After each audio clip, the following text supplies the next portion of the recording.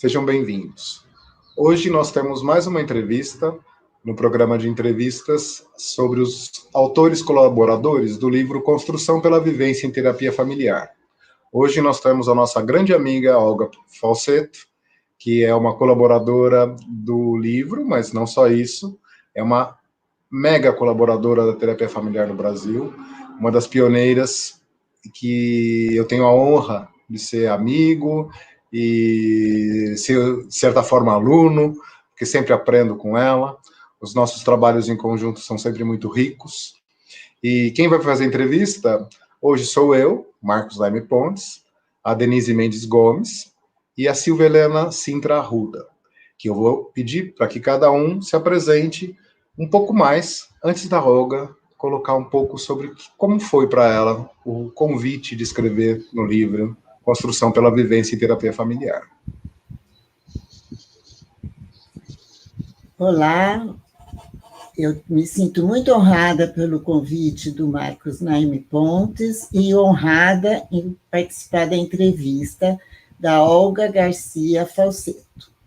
Eu sou Silvia Helena Sintra de Arruda, advogada de formação, feminista e sempre trabalhei com os direitos da mulher. Agora, como terapeuta de casal e família, também sou voluntária como terapeuta familiar da ONG Unacan, que atende pacientes com câncer de mama e seus familiares. Oi, Olga, queria te dar as boas-vindas, eu estou muito feliz com a sua presença, quero que você saiba que eu tenho uma grande admiração por você, tenho acompanhado o seu trabalho e estou muito interessada em te ouvir, principalmente em relação a toda ao seu trabalho com pesquisa, ao seu trabalho na saúde pública. Estou muito interessada em ouvir isso a seu respeito. Eu sou psicóloga, já trabalhei na saúde pública aqui em São Paulo também. Sou uma pessoa muito interessada nas questões sociais e principalmente de assistência às famílias. Sou formadora do Instituto Sistemas Humanos desde 2000 e estou muito contente de estar aqui com você hoje. Eu estou muito honrada de ser chamada por vocês para conversar e me descubro um pouco emocionada agora ao perceber o tamanho do convite e da possibilidade de alcance desse meio fabuloso que a gente redescobriu na pandemia. E fiquei muito contente de ver vocês dos sistemas humanos, em especial o Marcos, fazendo um trabalho de nos conectar entre nós, os terapeutas de família do Brasil.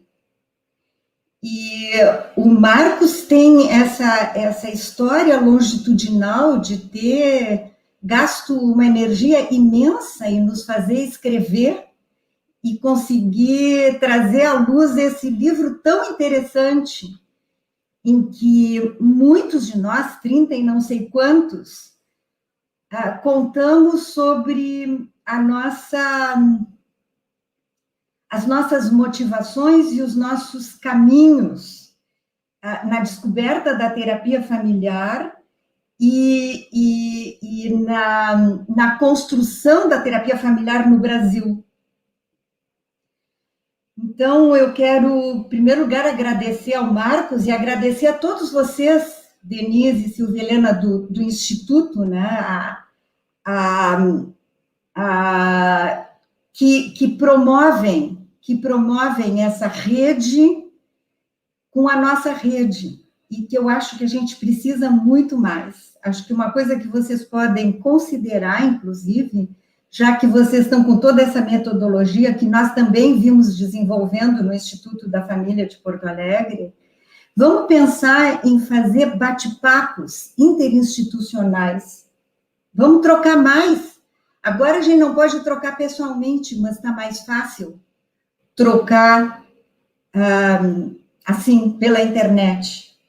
E não tem o mesmo calorzinho que tinham nossos encontros, né? Saudades de um abraço de urso bom. Mas o que a gente vai fazer? A gente tem que aproveitar o melhor possível o que nos é dado neste momento.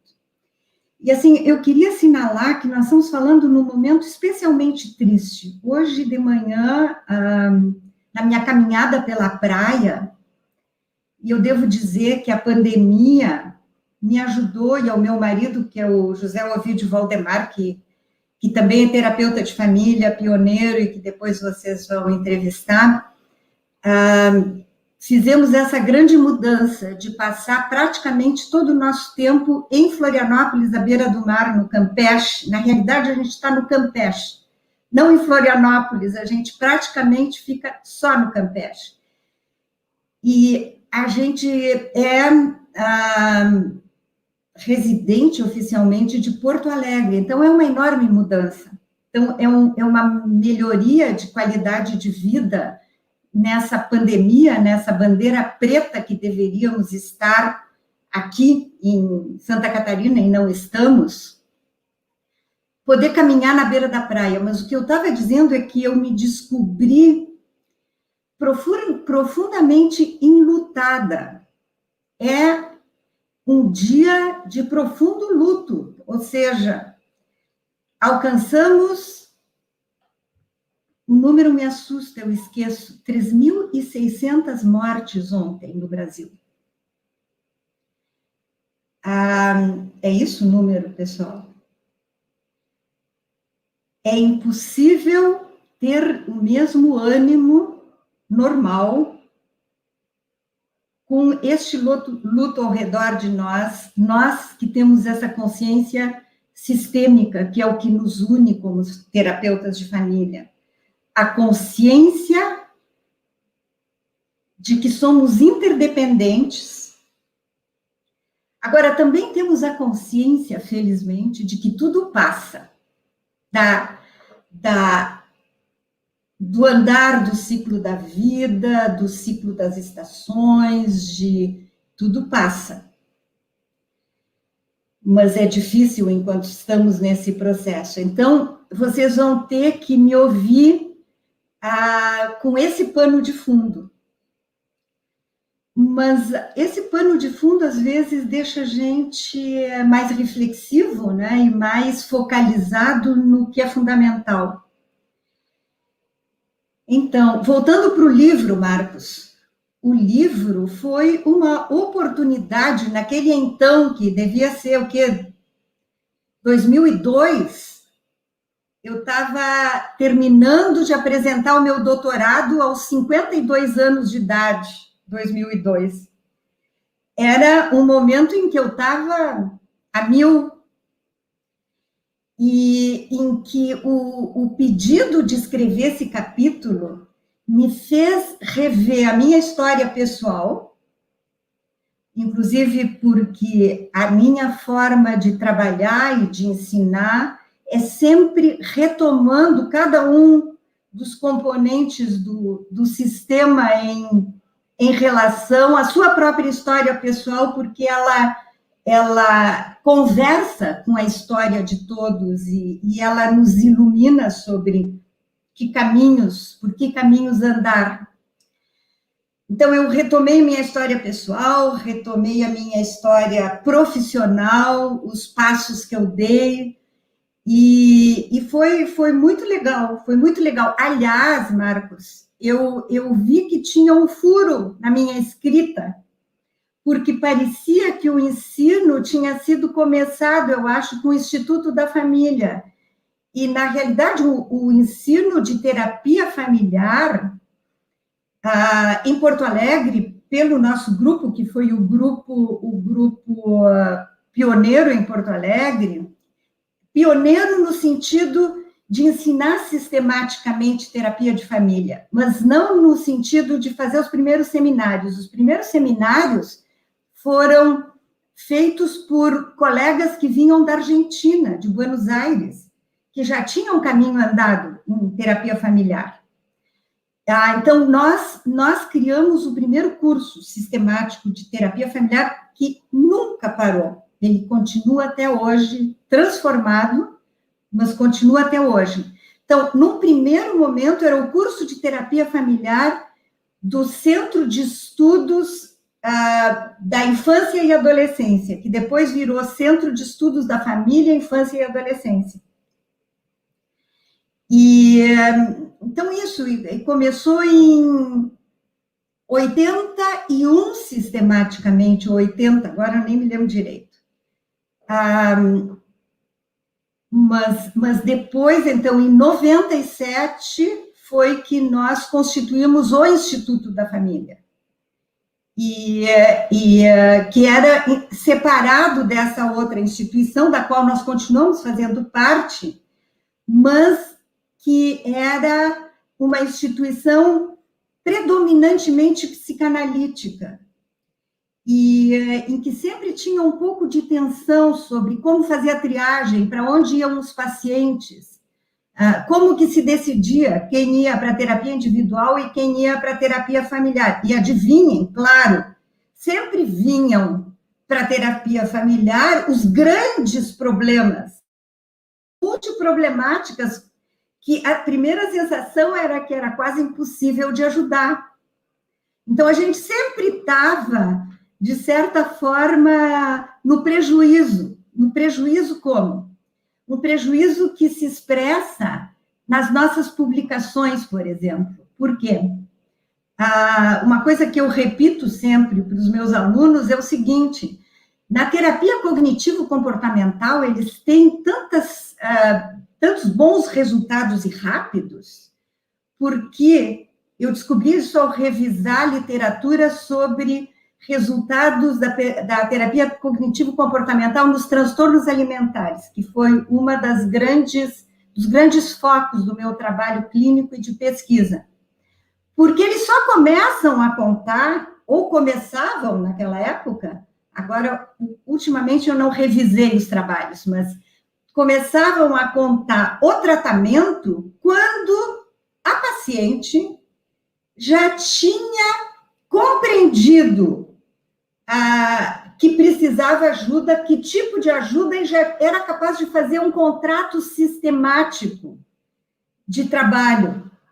Bom, os primeiros tempos de trabalho com famílias multiproblemáticas são conseguir, primeiro, um vínculo terapêutico. Segundo, um projeto terapêutico. Terceiro, uma adesão a esse projeto terapêutico. Isso leva muito tempo. Frequentemente leva muito tempo. Se nós começássemos a contar só a partir de quando eles se deram conta que são uma família rígida, caótica, com dificuldade de comunicação, que tem que trabalhar em melhorar a aliança entre os pais para que os filhos tenham alguma noção do que os pais esperam deles e como que as coisas podem melhorar nessa família. Bom, nós teríamos ótimos resultados a apresentar, talvez também tenhamos que fazer essa escolha de pesquisas. Eu estou introduzindo o tema da pesquisa, Denise, porque tu me provocou, tu puxou por aí.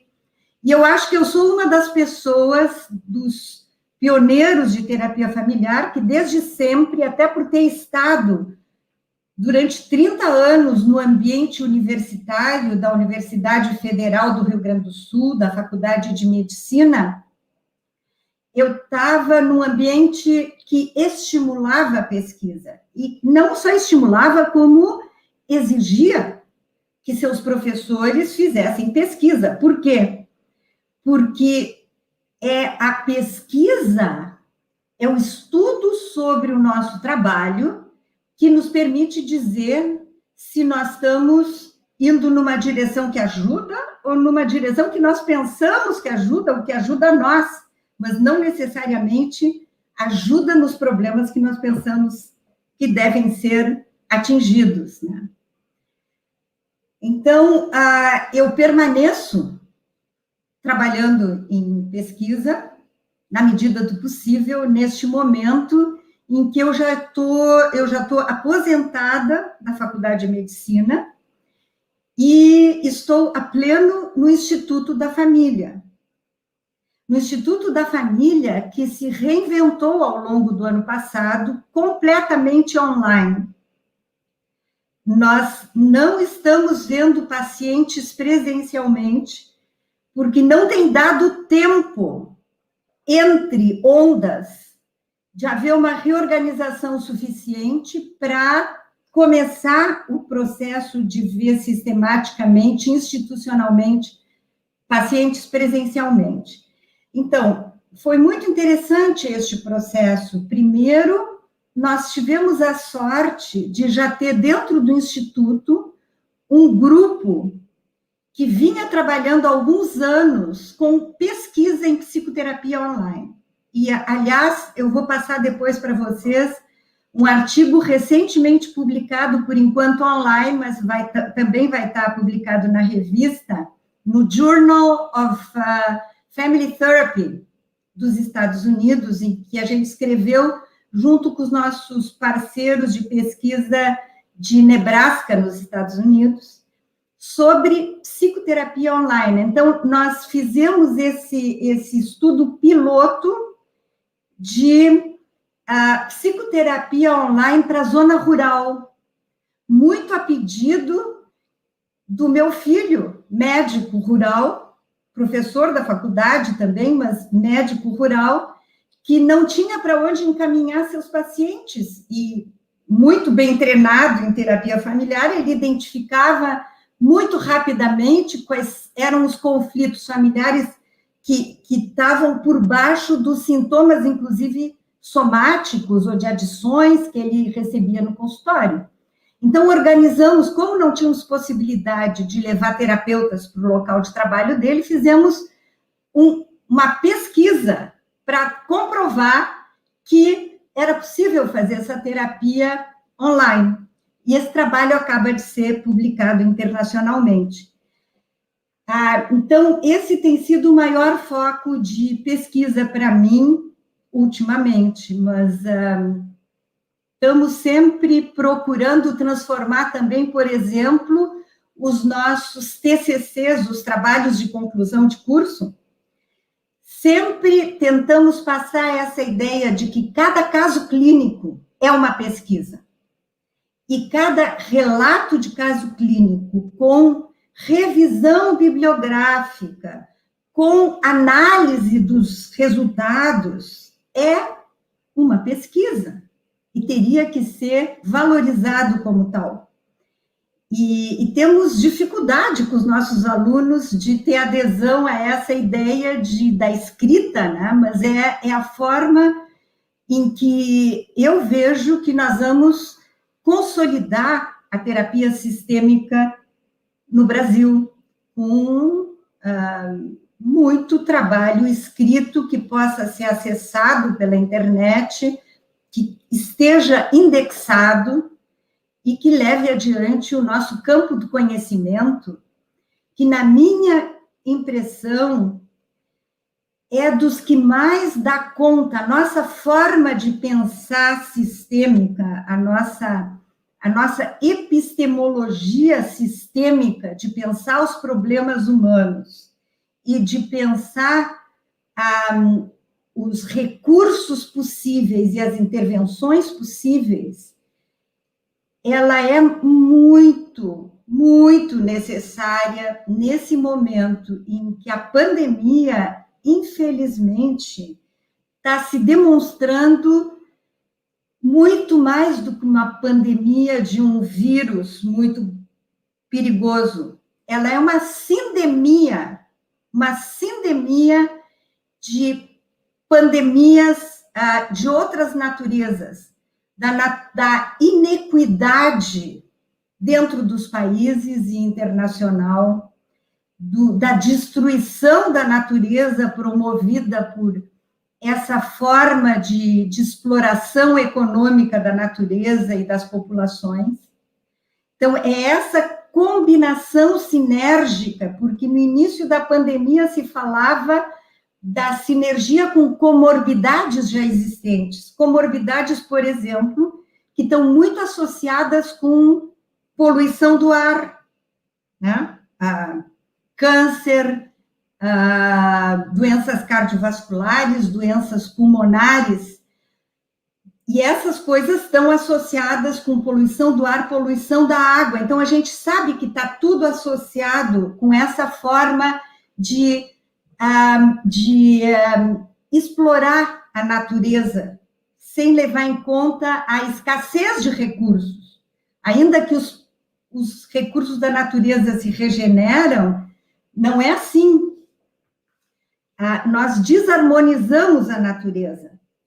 Então, está mais evidente do que nunca que existe uma sinergia entre o coronavírus e as mudanças climáticas e os problemas de poluição. Então, tem um estudo recente que eu também posso passar para vocês, demonstrando que 15% das mortes por Covid estão diretamente associadas, não sei se diretamente, não dá para dizer isso, mas estão associadas com aumentos de 1 grau na poluição do ar.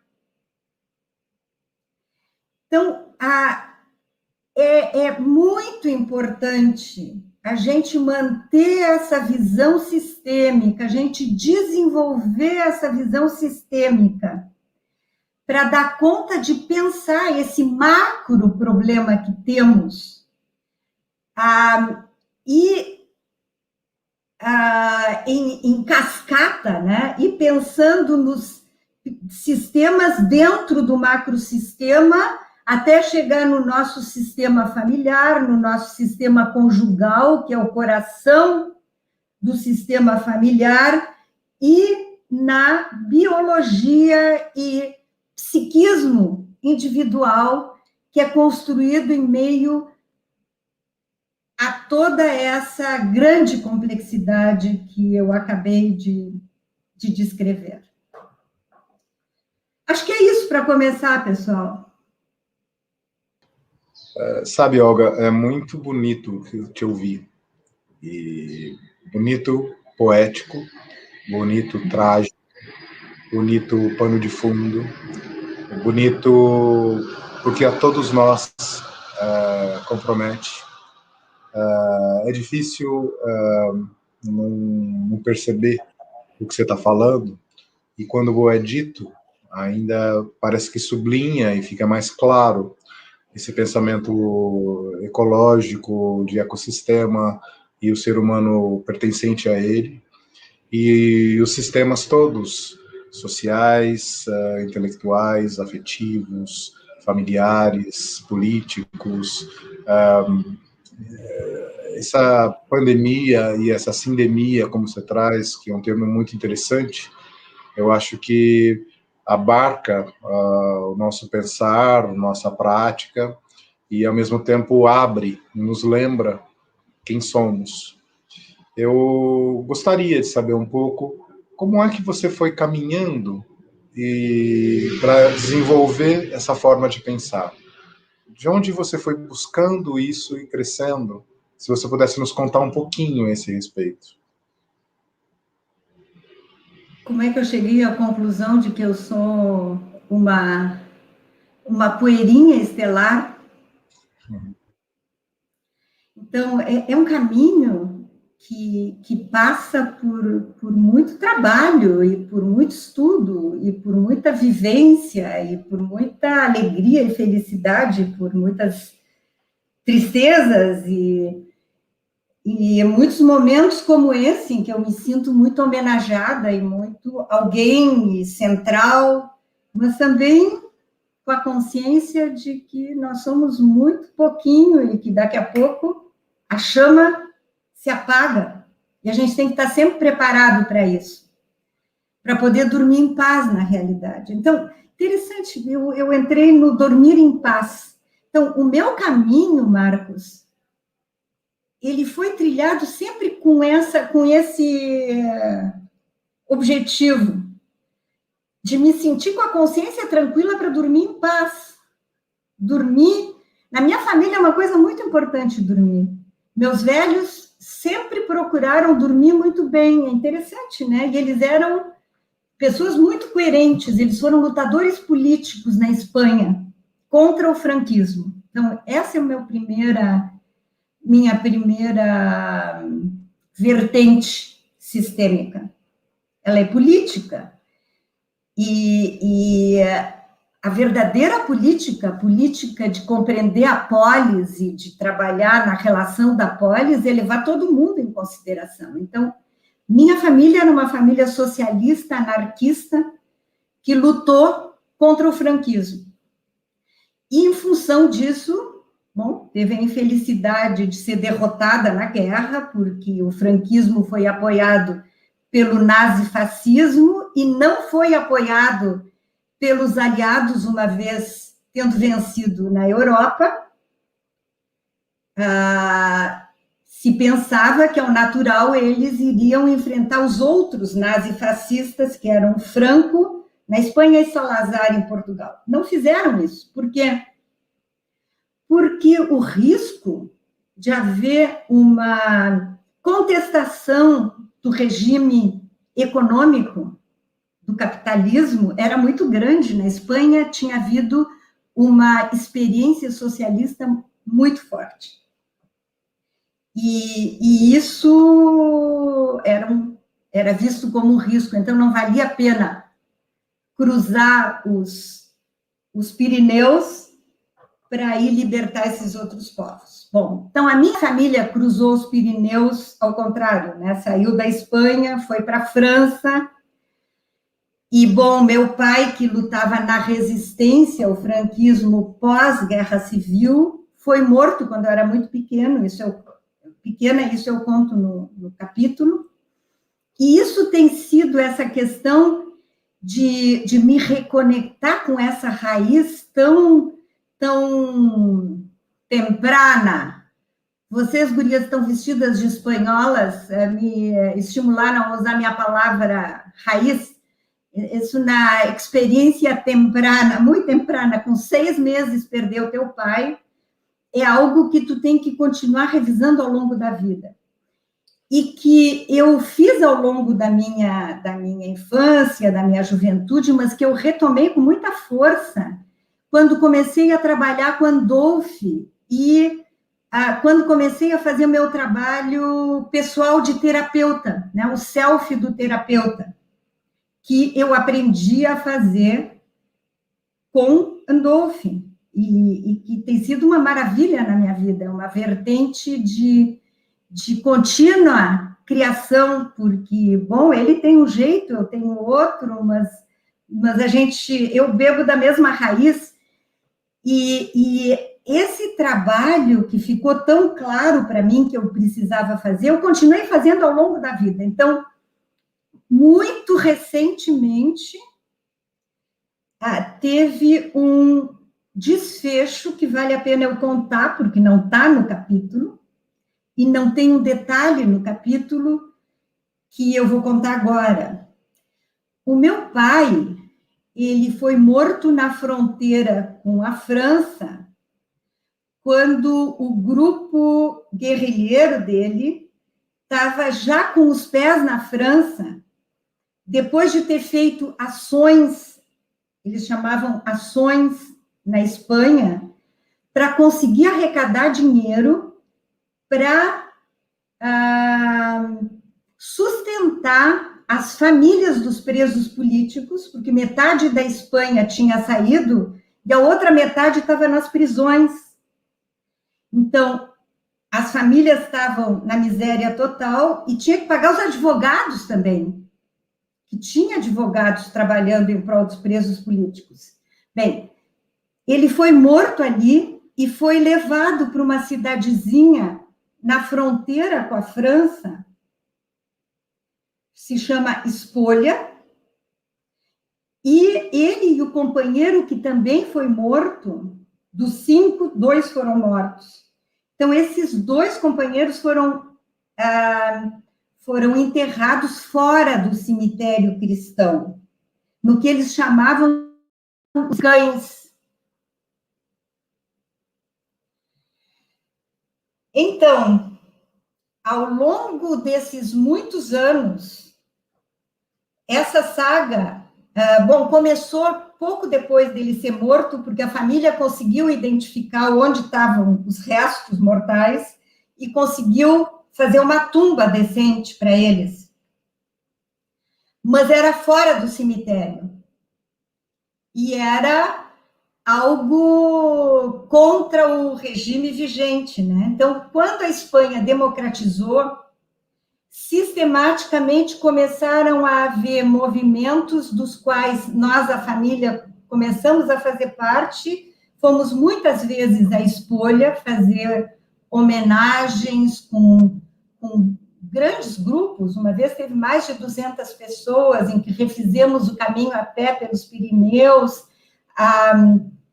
homenageando aqueles que caíram pela liberdade. Então, a cidadezinha de Espolia colocou uma placa dizendo caídos pela liberdade em catalão, caiguts per la libertat.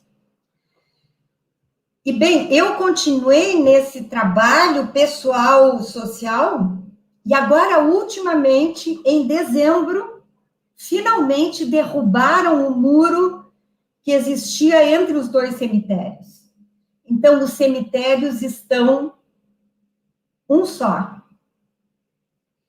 E nós só não pudemos ir, a minha família, por causa da pandemia. Mas ainda é possível que em agosto, não vai ser possível, mas mais adiante se possa fazer uma cerimônia pública, né, para realmente homenageá-los, porque eles são símbolo da luta continuada por uma vida melhor para todos. Isso é o que eles representam. Bem, então, essa é a minha primeira fonte, Marcos. As outras, eu fui buscando ao longo da vida. Por exemplo, a minha escola psiquiátrica em Porto Alegre era uma escola psicanalítica, né? Então, eu nunca coube no modelo de construção da psique e da psicopatologia psicanalítico, aquela coisa do triângulo edípico que tem que ser feito com pai, mãe e criança, eu nunca tive. Como é que eu ia fazer aquilo? Mas eu não era maluca. Então, como é que eu construí o meu belo aparelho psíquico? Não cabia nesse modelo. Bom, então, eu fui em busca de outras escolas que melhor pudessem dar conta do desenvolvimento humano em toda a sua complexidade, né? E bem, o que vem para bem e o que vem para mal, né? A ditadura brasileira, aquela lá de 1964, quando eu me formei em 72, ainda era muito dura. E era muito ruim morar no Brasil, a gente tinha muitas limitações. Então, me empurrou para fora do Brasil. Bom, e nesse processo eu descobri a terapia familiar sistêmica. Acabei indo para os Estados Unidos, que não era a minha primeira escolha, mas fui para os Estados Unidos, onde descobri a escola do Minuti, depois de ter feito 3 anos de psiquiatria num hospital em Filadélfia, que era também fundamentalmente psicanalítico, mas numa cidade, Filadélfia, em que a terapia familiar era muito pujante. E a escola estrutural, para mim, fazia mais sentido do que as outras, porque era mais prática. Eu via resolutividade. E eu sempre fui em busca de o que dá resolutividade. Acho que é fundamental a gente ter uma compreensão intelectual dos fenômenos, mas eu acho que a gente tem que ser ativista em melhorar a vida das pessoas em geral. Então, mais ou menos esse é o meu caminho, e depois eu estava burnout, quando eu voltei para o Brasil, Marcos, e apareceu o Andolph, aquela criatura muito inspiradora, com uma... Como é o nome daquela onça no cor-de-rosa? Não me lembro como é que é o nome, que ele usava aqui no bolso, para se lembrar que... A pantera cor-de-rosa. A pantera cor-de-rosa. Então, ele nos ensinou que a gente tinha que saber brincar trabalhando, e que só assim a gente ia dar conta de brincar um pouco com a tragédia, a tragicomédia da vida, né? E, bom, daí eu achei muito legal aquele jeito de trabalhar e juntava o meu entendimento, sim, de que as raízes familiares, trigeracionais, eram fundamentais, e nisso eu comungava com a psicanálise. Eu só achava pouco prático o método de trabalho deles. E, bom, daí veio o Andolph, que me oportunizou mais essa junção dessas duas coisas, que eu já vinha fazendo, porque, especialmente na volta para o Brasil, bom, as famílias nossas são muito trigeracionais na sua forma de viver, né? Então, a gente precisa dar conta disso. Tá, e daí tem a política nossa de cada dia, que me obrigou a compreender a associação entre a forma de organizar-se a saúde pública ou não, e as nossas questões de funcionamento social e econômico, né? Bem, é só olhar ao redor para ter que pensar mais amplamente, e pensar também em onde botar nossa energia. E talvez por isso, grande parte do meu trabalho, eu dediquei também à formação dos médicos de família e comunidade. Não sei se isso ainda está tão claro no capítulo, acho que está. Mas, assim, eu tenho a honra de ter sido professora dos professores de terapia familiar dos médicos de família do Brasil. Por quê? Porque Porto Alegre, com o Grossman e o Busnello, foram o berço da terapia, da medicina de família e comunidade no Brasil. E desde o início, então, a gente trabalhou com eles, especialmente com o Grossman no Grupo Hospitalar Conceição, introduzindo princípios de terapia familiar. O genograma, o ecograma, a linha de tempo, e intervenções preventivas ou de manejo dos problemas que são possíveis e são feitas pelos médicos de família e comunidade. E o sistema brasileiro de medicina de família e comunidade, que dá conta de 60% do país, né? 60% do país, pelo menos, está coberto pela Estratégia Saúde da Família, permite, então, que esses conhecimentos básicos possam, sim, ser levados aos confins do Brasil. E agora, bom, esse nosso esforço com a medicina de família e comunidade de demonstrar que a telepsicoterapia familiar pode, sim, ser levada aos confins do Brasil, pode permitir que chegue mais longe o nosso fazer terapêutico. Então, é isso.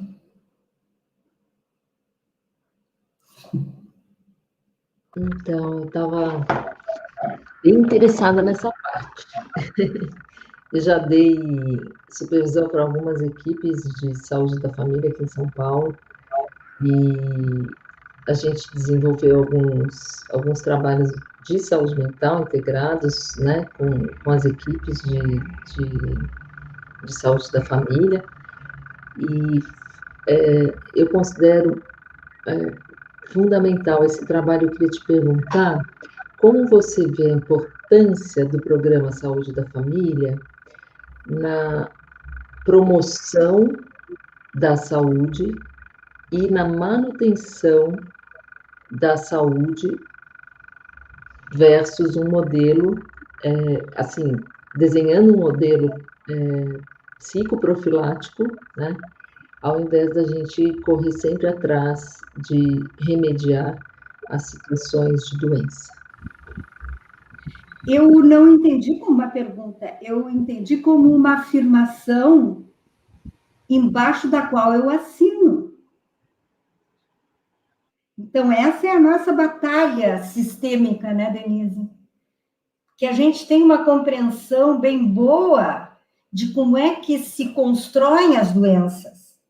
Então, a gente tem uma compreensão bem boa de como podem se prevenir as doenças. E, então, enfatizar isso é muito importante. A minha última fronteira de trabalho com as equipes de saúde da família é com um movimento que se chama Saúde Planetária. Não sei se vocês já ouviram falar sobre saúde planetária. Então, saúde planetária é um novo, digamos, é uma nova saúde pública, mas que é para além da saúde da comunidade e do meio ambiente da comunidade. Engloba pensarmos o planeta, e o planeta em movimento como um todo, quando pensamos saúde. Então, os médicos de família, que são 500 mil no mundo, têm a grande possibilidade de conscientizar as pessoas sobre os danos dessa forma de viver que temos para a saúde planetária e, portanto, para a saúde humana.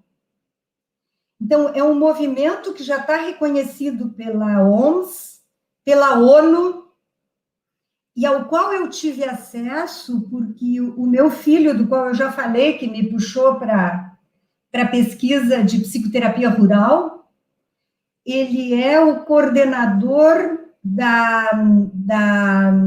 do núcleo de meio ambiente da Organização Mundial de Médicos de Família. Então, essa diretoria de meio ambiente da Organização Mundial tem sido muito ativa internacionalmente na construção dessa nova disciplina, que é para lá de uma disciplina, que é uma forma de organizar a saúde, que se chama saúde planetária. E assim a gente escreveu, já fizemos um curso tem uma telemedicina vinculada à URGS, que é uma organização muito pujante, interessante, que trabalhava com a USP, também deve continuar trabalhando em telemedicina, que fez um curso de saúde planetária online, gratuito, já está na segunda, eu acho que está terminando a segunda edição. E que tem um capítulo sobre saúde mental e saúde planetária. Então, eu colaborei nesse capítulo. E daí fizemos esse mesmo trabalho para a Organização Mundial, daí em inglês, e a Harvard se interessou pela primeira versão em português, então foi traduzida e está agora também internacionalmente disponível, não sei se já está ou daqui a pouco vai estar. Então, nesse contexto também, então, a terapia, a visão sistêmica, porque, na realidade, não me deixaram escrever muito sobre psicoterapia familiar, porque me disseram que os médicos de família não são psicoterapeutas familiares, coisa na qual eu discordo, porque eles só não se descrevem como tal, mas cada intervenção deles é psicoterápica, ou não, às vezes pode ser iatrogênica. E eles teriam que, sim, se pensar assim, porque a atividade médica, ou atividade de enfermagem, ou atividade de fisioterapia é uma atividade terapêutica na pessoa como um todo. Por que nós continuamos nessa coisa de separar o corpo, a mente, a alma? O que é isso? Já deveríamos ter ultrapassado essa fase, né? Olga Garcia Falseto, você iniciou a sua entrevista falando de luto. Passou toda a sua vida, não só na medicina, na psiquiatria, na pediatria, e também todos os seus trabalhos, como formadora, como terapeuta de família. E agora você está com tanta energia, com tantos projetos para o bem da sociedade, para o bem planetário, né, do planeta, e eu penso que você já contribui muito para a qualidade de vida física e mental. Eu não tenho mais palavras para te dizer e nem perguntas para fazer, mas se você quiser complementar mais alguma coisa, agradeço muito, agradecemos muito. Silvia, eu fiquei tocada, talvez veja que meus olhos ficaram vermelhos, por tu tocar nesse ponto do luto. O luto perpassa a minha vida. E o luto agora é terrível. E eu acho que uma tarefa que nós talvez poderíamos nos dar, e tu tem razão que eu fico me inventando tarefas. Eu acho que foi uma das formas de lidar com os meus lutos, porque o luto, ele não é nunca só a perda da pessoa, ele é a perda do teu país, a perda dos teus sonhos, a perda de muitas coisas. Como é que vamos lidar com os 360 mil... Não, peraí. 3.600 lutos de ontem. 305 mil lutos até agora. São números tão absurdos que eles são difíceis de mentalizar. Nós estamos com dificuldade de mentalizar o desastre que nós estamos vivendo. E isso vai nos deixar sequelados se a gente não voltar para isso de alguma forma. Eu ando imaginando que nós vamos ter que fazer cerimônias públicas de honrar as pessoas que se foram e honrar as memórias e os legados que essas pessoas deixam, para que os filhos, os netos, as companheiras, os companheiros possam fazer esse luto. É terrível. Quando meu filho me descreveu, ele me ligou pedindo uma ajuda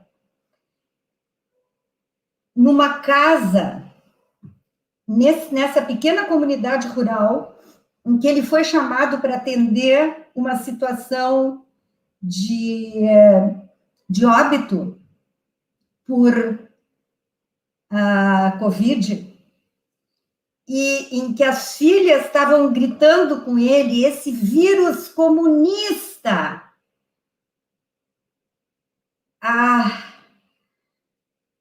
Quando ele me chamou e me disse que esse senhor precisava ser enterrado, que ele precisava cuidar até de que o padre fosse bem coberto com as EPIs para não se contaminar, e graças a Deus tinha um padre para fazer uma coisa mínima, mas que tinha que colocar o corpo num saco preto e fechar antes de tirar ele da casa, e que não tinha saco preto, porque o nosso sistema funerário está esgotado. Então, nem sei como é que eles fizeram, mas é tudo tão dantesco, é tudo quase inimaginável, se a gente, de alguma forma, não está com o pé nessa situação. Então, eu acho que nós vamos ter que pensar cerimônias coletivas, públicas, cerimônias privadas. Nós, os terapeutas, vamos ter que nos puxar. Quem sabe precisamos começar a pensar isso já. Isso poderia ser um mote para conversas, Marcos. De sul a norte. Terapia familiar de sul a norte, pensando no luto nacional. Sei lá.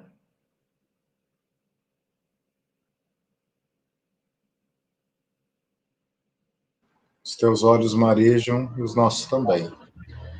E o nosso coração tá, o meu pelo menos, mas eu acho que eu sinto dos outros, cheio de lágrimas. Eu senti isso muito cedo na pandemia. Eu estava na UTI e o hospital inteiro começou a morrer de Covid. Técnicos eram os pacientes do lado. Cada dia eu acordava num lugar, não tinha mais quem cuidava de mim. Eu não sabia mais para quem ligar, ou se eu podia, ou quem mais tinha sobrevivido fora do hospital. E, de novo, nós estamos vivendo assim. E eu já não sabia mais o que era coma, o que era estado confusional, o que era a realidade. Então eu já via bruxas e duendes andando para lá e para cá, mas eu também via uma cúpula pintada à mão que eu inventei e que me protegia. E eu queria te perguntar o que você traz, o que você vislumbra como as estrelinhas de esperança, que acho que cada um de nós tem as suas, mas eu queria conhecer as tuas um pouco.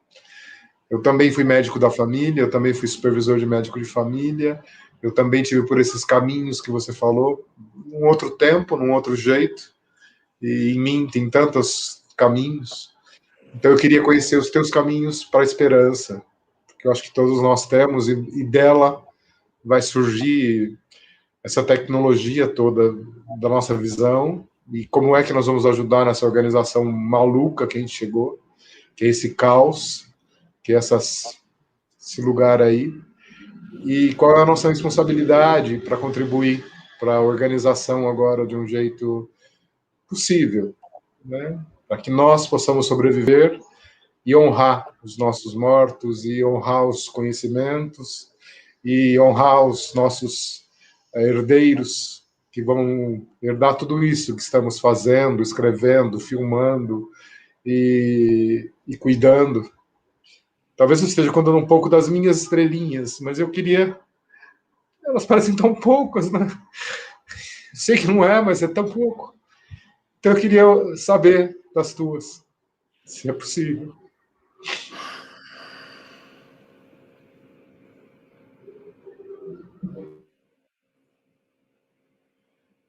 Marcos, tu é uma luz para mim.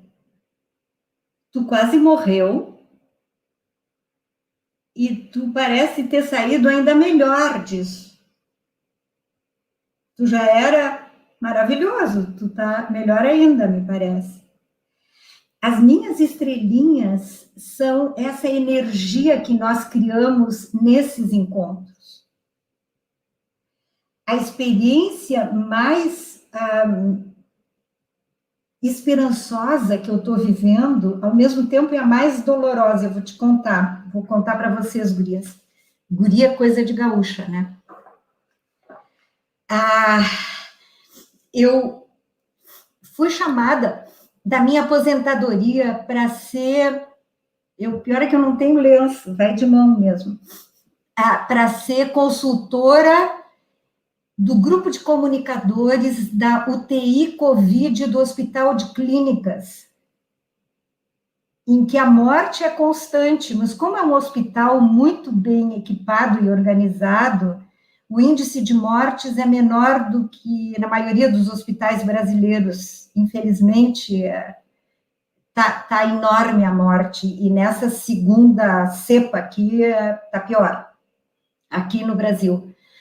Mas a minha esperança surge do pior contexto, o contexto esse em que as pessoas estão lidando dioturnamente com mortes e com contar para as famílias as mortes.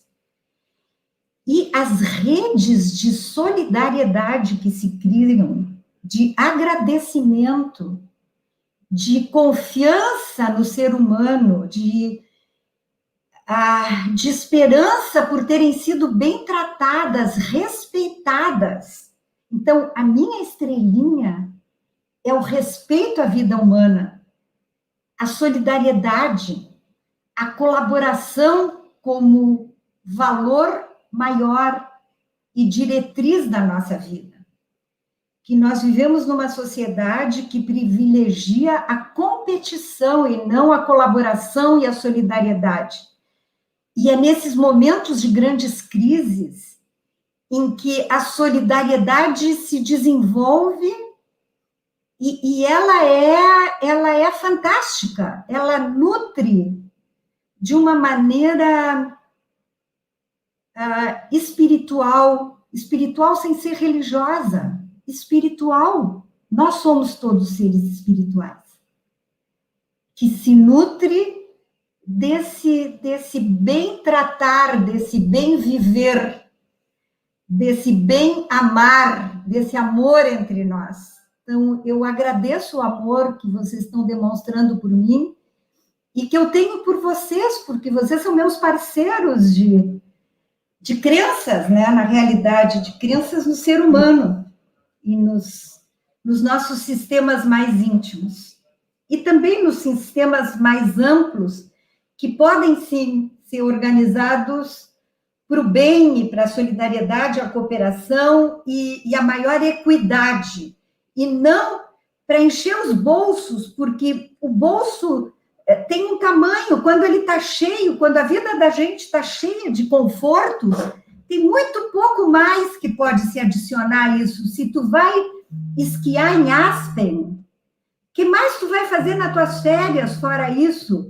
É muito pouco o que o dinheiro pode acrescentar para quem já tem muito. Se tu tem um iate, para que tu tem que ter 3 iates? É um absurdo.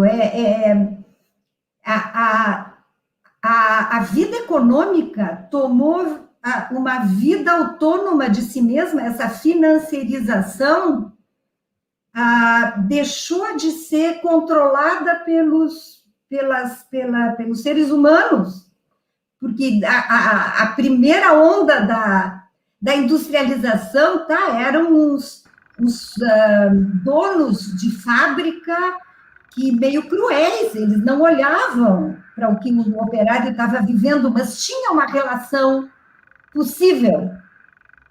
Mas com quem que se fala para parar essa maluquice da financiarização, né? Em que, nessa epidemia, os ricos ficaram muito mais ricos e os pobres ficaram imensamente mais pobres. E nós estamos no lugar dos privilegiados, que tem tudo que precisa para viver bem. Nós só não podemos viver bem porque se a grande maioria não viver melhor, a nossa vida também não vai ser muito melhor. Muito obrigada, viu, Olga, porque você traz uma sensibilidade que acho que é, eu vou me emocionar, que é o que eu sinto muita falta, quando eu olho pela janela e vejo as pessoas sem máscara, seja na piscina do prédio onde eu moro, seja na serralheria em frente à minha casa, e isso me atrapalha dormir tranquila, né? Então, não comprar vacinas, não estimular uma educação de pandemia apropriada, foram situações que tiraram meu ar. Eu não peguei o Covid, mas não teve como a gente não ficar sem ar e não perder o sono, não é? E a cada dia, quando eu vejo o Átila fazer a sua live, e ele com aquela cara cada dia mais acabado, eu fico preocupada com a saúde dele, porque ele entende mais do que eu da gravidade do que está acontecendo, e ele nos deu a receita de como evitar essas mortes há muito tempo atrás, logo no início. E nós, como humanidade e como nação, não soubemos cuidar uns dos outros. E, assim, para terminar, né, eu vou te fazer uma pergunta, assim, que tentando juntar o que a gente vive com as famílias multiproblemáticas e o que a gente está vivendo hoje nessa situação da pandemia, que é o que falta para nós, como humanidade, para que nós possamos construir famílias amorosas e para que possamos construir uma sociedade amorosa e solidária. Claro que eu sei que você não tem essa resposta, mas queria que você contasse como você pensa isso. Ai, pois é. Assim, eu acho que a construção do amor, ela é uma resposta óbvia. Ela se constrói nas relações mais precoces do ser humano, ali no núcleo onde ele é cuidado. E o que falta, então, é dar boas condições para a capacidade cuidadora dos bebês poder se desenvolver, dos pais poderem estar bem cuidados para cuidarem bem do seu bebê e poder ir modificando esses cuidados adequadamente ao longo do desenvolvimento destes bebês, podendo cada vez mais confiar na sua capacidade para autonomia, na sua capacidade para desenvolver seres humanos plenos. E isso é ceifado muito cedo por muitas coisas. Então, eu acho que nós temos uma boa receita, Denise. A receita seria cuidar muito bem essas famílias que vão se formando, desde quando começa, né, o sonho de fazer um ser humano, até quando ele se concretiza, que as pessoas possam transar bem, usufruir bem o seu sexo, e depois cuidar bem a sua gestação, e depois ser bem cuidados para poder cuidar bem seu bebê, e ter boas creches, boas escolas, comida na mesa. Então, deixa eu só para terminar, então, tem um artigo que a gente escreveu, eu e a Ângela Dil, do meu grupo de pesquisa longitudinal das famílias, que está Está para ser publicado, eu espero, na revista brasileira de Medicina de Família e Comunidade, em que a gente analisou, não me lembro agora, são 4 ou 5 famílias, o que dava para elas condições de cuidar razoavelmente bem dos seus filhos. Bom, e a gente analisou famílias cujos filhos foram se desenvolvendo. A conclusão da gente é que tem que ter comida na mesa com um emprego, não precisa ser um super emprego dos adultos, mas que dê estabilidade econômica suficiente. Tem que ter um teto estável, que eles não possam ser chutados dali a qualquer hora. Tem que ter uma relação suficientemente harmônica, mesmo na separação da família, uma ou duas das famílias, não me lembro, eram separadas, mas os pais continuaram colaborando, com dificuldades, mas que foram se ajeitando. Tinha morte. Uma das crianças ficou primeiro sem pai, depois sem mãe, e cresceu porque vivia num núcleo familiar amoroso. A avó e o padrasto assumiram os cuidados amorosamente. Então, amor, harmonia e um cuidado mínimo social e uma boa escola. Uma escola que identificou quando essa menina que tinha perdido os pais ficou meio depressiva, a escola identificou, teve o centro de saúde, conseguiu uma psicóloga que tratou a menina, poucas sessões, com a ajuda dos avós, e se resolveu a depressão da menina. Nós temos a receita. Nós temos a receita. Temos que ter as condições para cozinhar a receita. Eu estou muito agradecido, eu acho que, e muito reconhecido, e reconhecendo vocês todas como meus pares, minhas pares, no amor, nessa conexão que a gente tem. Essa conexão ideológica, profissional, da prática, mas nesse amor, nesse tipo de amor, esse amor humano, esse amor planetário, e nessa convivência com a gente, que a Olga pôde nos brindar tão brilhantemente, tão afetivamente. Eu queria convidar para a gente começar a se despedir, que eu acho que esse momento do amor, eu acho que é muito oportuno para a gente poder se nutrir para agora e para sempre.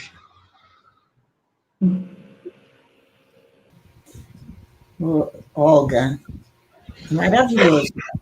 É maravilhoso escutar você, com tanta energia, com tantos projetos. Sim, é só através do amor, da caridade, da solidariedade, que nós vamos poder nos sustentar, nos levantar dessa questão toda, né? E eu também acrescentaria o cuidado com os idosos, porque 60 a mais, porque nós estamos ficando cada vez mais idosos, mais velhos, muitos com boa qualidade de vida, e tem que se olhar para isso também, não só para o jovem casal que está tendo filho, as próprias crianças, como os idosos, né? Como você falou, que no caso dessa família, quem cuida da menina que perdeu os pais são os avós. Eu quero agradecer muito a oportunidade de conhecê-la, e com muita admiração por você, pelo seu trabalho, e obrigada. Olga, eu queria agradecer demais esse encontro, esse acolhimento que você nos deu, e essa oportunidade da gente passar esse tempo todo aqui junto. Foi muito gostoso, eu te senti muito perto, fiquei muito interessada nesses artigos, cada um desses que você citou, então, por favor, nos mande sim. E espero que a gente tenha outras oportunidades de estar junto, de trocar, porque eu acho que as conexões, né, entre os nossos interesses, os nossos amores, as nossas paixões e as nossas preocupações são muito grandes, e eu acho que disso também é feita a minha admiração tão grande por você, pelo seu trabalho. Muito obrigada. O que dizer? Acho que palavras não alcançam tudo que eu gostaria de te contar e do que eu estou sentindo, e que se eu pudesse, eu transmitiria para o mundo. Estamos tentando. Tomara que atinja mais longe possível o planeta inteiro, o universo inteiro. Porque eu te amo. E cada vez mais apaixonado.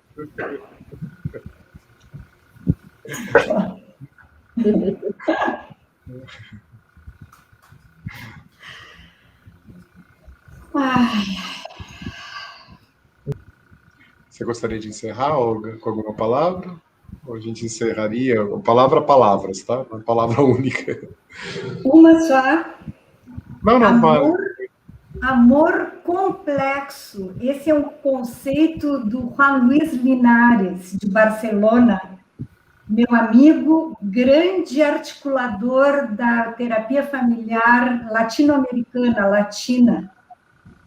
Amor complexo. Amor, de novo, entre as nossas palavras técnicas. Muito bom. Muito obrigado, viu? Foi maravilhoso. Obrigada a vocês, queridos. Que oportunidade. E, para variar, de pensar e inventar, né? Viu? Sempre a gente inventa conversando. Sim, sempre inventa. Como diz Manuel de Barros, né? Só 5% é mentira, 95% é invenção, né? É tudo invenção. A gente inventa mesmo. Ele é o máximo, né? Muito obrigado. Um beijinho. Muito grata. Gratidão é minha. Minha também. Muito obrigada.